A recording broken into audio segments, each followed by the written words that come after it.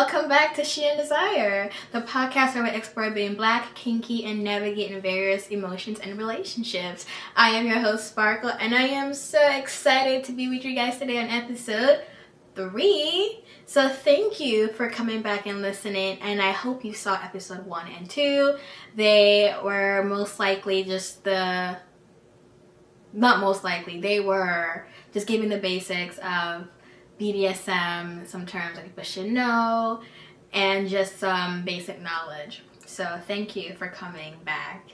So today's episode, we are going to talk about interacting with white people in the kinky community and how hard that could be for a black person or a POC person. So let's get into it. Again, Sparkle, being in the black community in kink, it's the best thing that's ever happened to me. Okay, I may have been a little dramatic. Like, the best thing in kink world, if you know what I mean.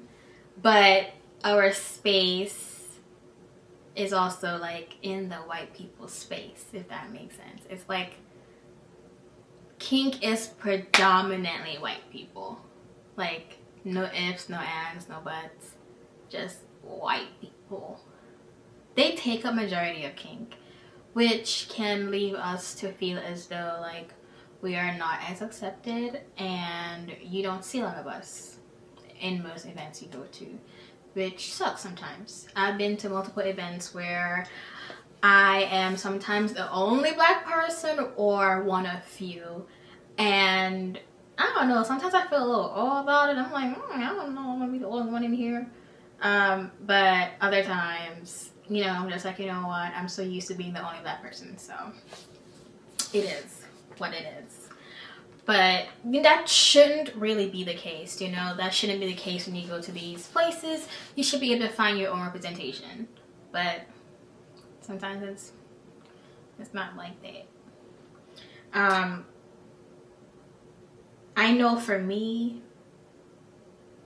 when I'm in these spaces, I really try to ground myself and tell myself that, you know, I'm supposed to be here, because I know as black people sometimes we think that we're not supposed to be somewhere, and I have to tell myself like, you're supposed to be here and it's okay that you're here. Like, don't let anyone take that from you, regardless if it's just like BDSM or the swing life or just in general, in any space that you're at, you deserve to be there. Don't feel like you're not, and don't let anyone tell you you're not supposed to be there. You're supposed to be there, and that's okay. Granted, sometimes you're not supposed to be someplace at the wrong time, but, you know, it is what it is. With being in the BDSM community, we as black people, as I said before in episode 1, we are fetishized a lot, and there's a lot of microaggression that happens towards us, which really fucking sucks. And sometimes I wonder if white people know what they're doing when they do these things. And sometimes I think they do, they just want to be a dick about it, and sometimes I think they don't. But nonetheless, we feel it more than what they think they're doing, if that makes sense. You know what I mean? We get the end of the stick.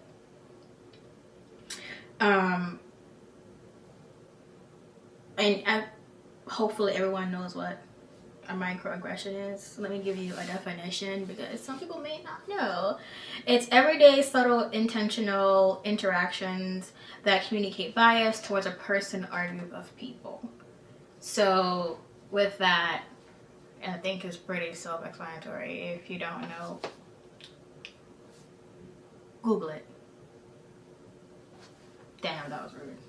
My bad. You can Google it. Okay. So, with being in the area that I am in, I see more POC and black people in the kinky community, especially on FetLife. There's a beautiful group of black people on there, and they have the most welcoming hearts, some of them. Anyways, not all of them, some of them do. And there is also communities for like every subgroup. Like you have the people who flog, and you have the people who are riggers, riggers. They're the rope tying people. You have the fire tops, stuff like that, the electro tops. So you'll find black people who are in kink who are doing the same thing that white people are doing, and it is so nice to see representation and be able to see someone that looks like you and be able to communicate with them and not feel as though you're being shunned. So that's the best part about that.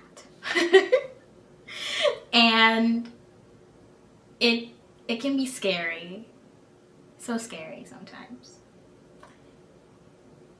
Today I'm a little bit iffy with the community in kink because my first year, second year being in kink, it was really fun. And recently hasn't been fun. So as I try and sit here and try to be fun on this episode, I really can't, and for some reason I can't really give all the details I want to because I'm at that point in kink where it's draining, and that could be in any part of anything. I look back on kink and my relationship with kink, and it started out beautiful. And it kind of turned left recently, in the last couple months. And this is why I wanted to have a space for POC. You know what I mean? But in hindsight, it's the same community I want to build that kind of turned on me, in a sense. So I can tell you my experience. I am in a dynamic with a person that is white, and that is shown throughout my kink journey. I've never hidden that I've been with someone that's, white. I am open to dating all races and cultures. That's just who I've been. Now, a lot of black men feel the need to say or comment or insinuate that I am not for black men, or I lie with the oppressor and try to uplift my community at the same time.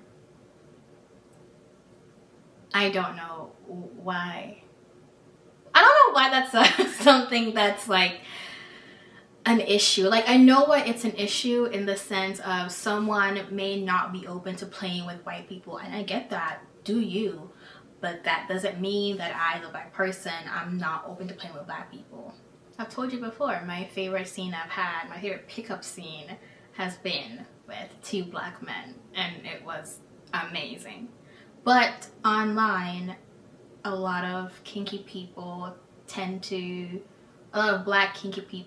voice their opinions, which, sometimes it's not asked for, but it's the internet and people are going to talk whatever they want to talk.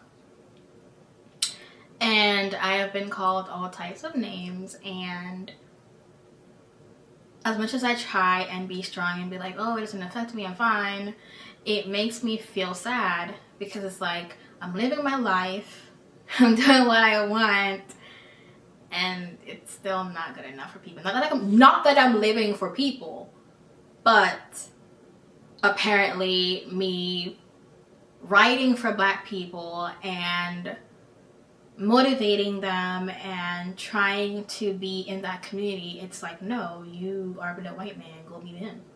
And it's like, what? It's so baffling to see. And it sucks.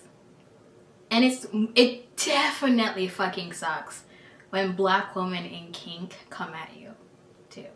They feel the need that you need to explain yourself to other black people as to why you're with a white person. And it's like, it's 2020 fucking 4. Why is that an issue? But in kink, it will always be an issue. Unfortunately. And it sucks. It really fucking sucks.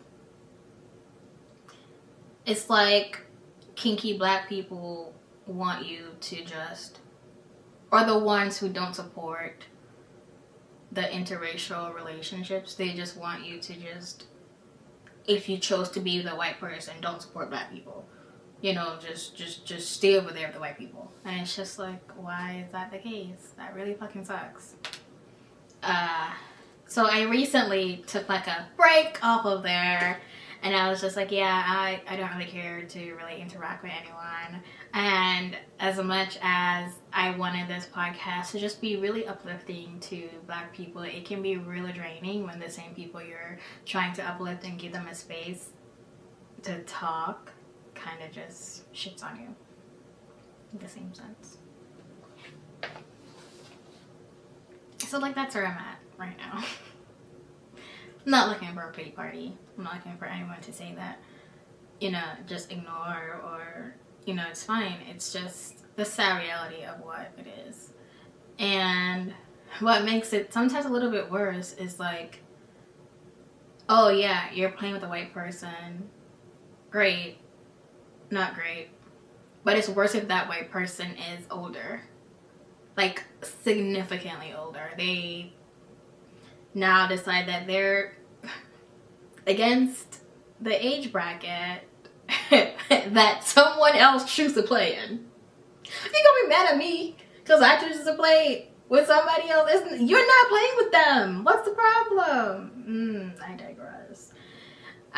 So like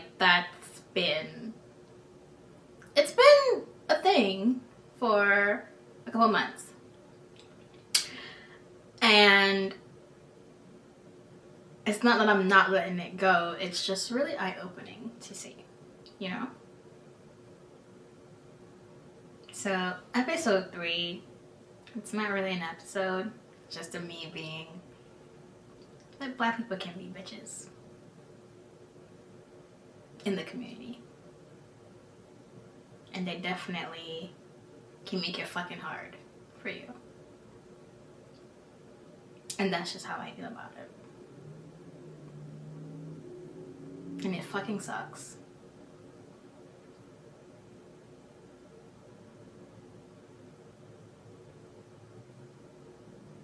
So that's it. And so as much as I will make a community and still do my podcast and she'll try to be positive, I think it just comes to show that you can ride for people and the same people won't ride for you. And this is why now I say I don't really ride anymore like I used to. Like, if you ride for me, great. But am I riding individually for certain people in the community? Absolutely fucking not. No. Because it's so disgusting. It's so disgusting the way y'all act. It's really disgusting. Ugh. And it's really more disgusting when it's a black man that has a black partner, and that black partner, that black woman,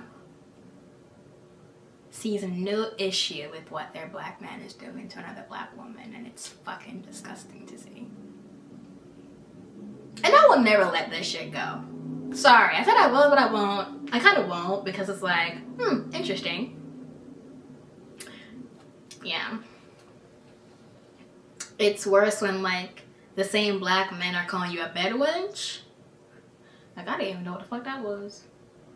But calling me a bed wench, that's crazy. I don't even know you.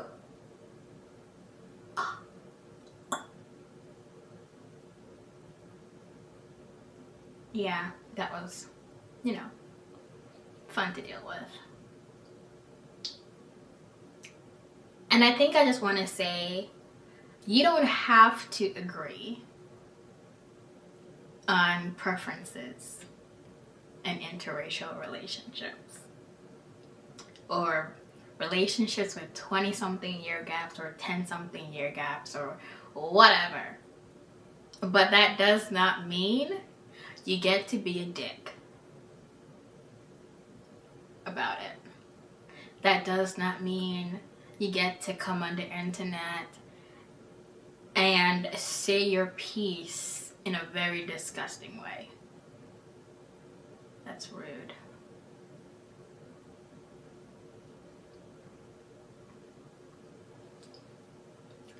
So episode 3 is not really an episode. It's just yeah, people are dicks. And if you're on FetLife, that's where it came from, by the way. That's where this my little rant, it came from over there. I'm not as active as I used to be anymore over there because it just became such a toxic place. And FetLife can be fun. FetLife, you can go down a rabbit hole and find like some really cool shit. Find some really cool people. Find a really cool community. And you can curate your own community on FetLife, what you want to see. But there's always going to be those people that's going to fucking make it hard for you. And that's what happened. It became hard.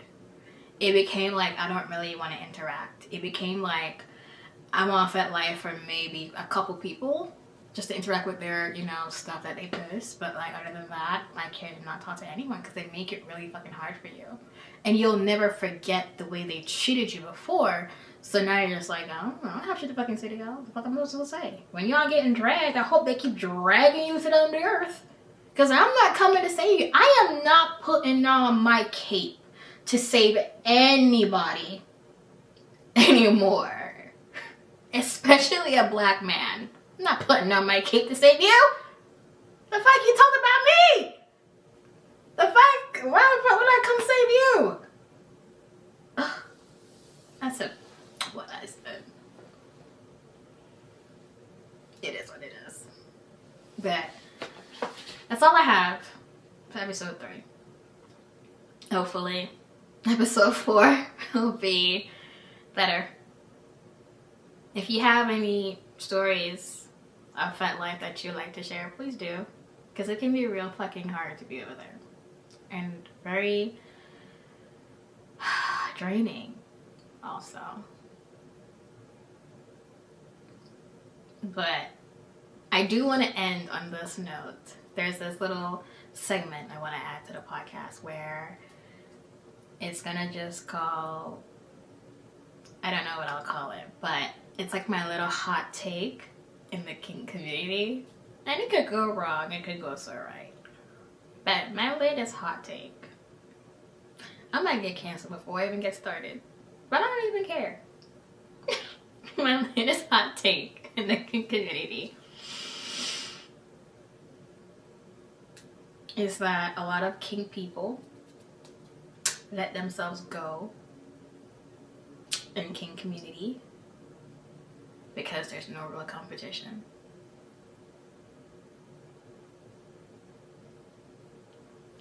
Do with that what you will.